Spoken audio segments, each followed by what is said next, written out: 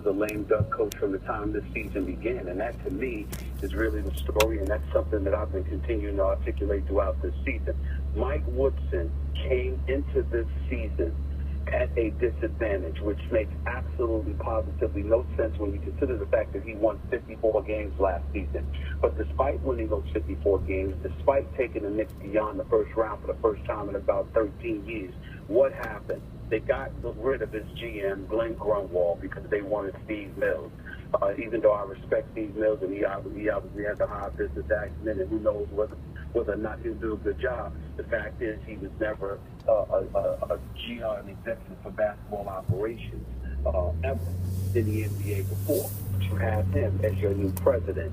What did you do? The assistant coaches that worked under Mike Woodson, they were not re-upped and renewed by James Dolan. Plus, we were hearing stuff that, you know what, they just wanted Mike Woodson for the first 2 years, but he wasn't the coach that they really looked at for long term. And then from that point forward, you know, obviously J.R. Smith had to start the season suspended because of violating the league's drug policy. Then you had Tyson Chandler going down. A plethora of injuries took place with this team.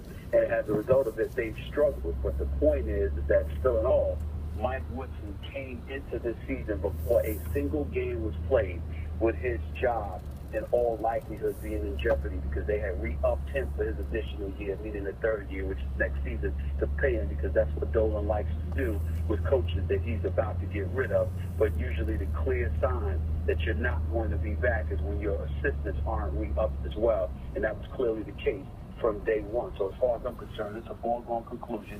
The only question is whether or not Mike Woodson will last this season, but it's clear that once this season is over, he will not be back as head coach of the New York Knicks next year. So then the talk of Carmelo Anthony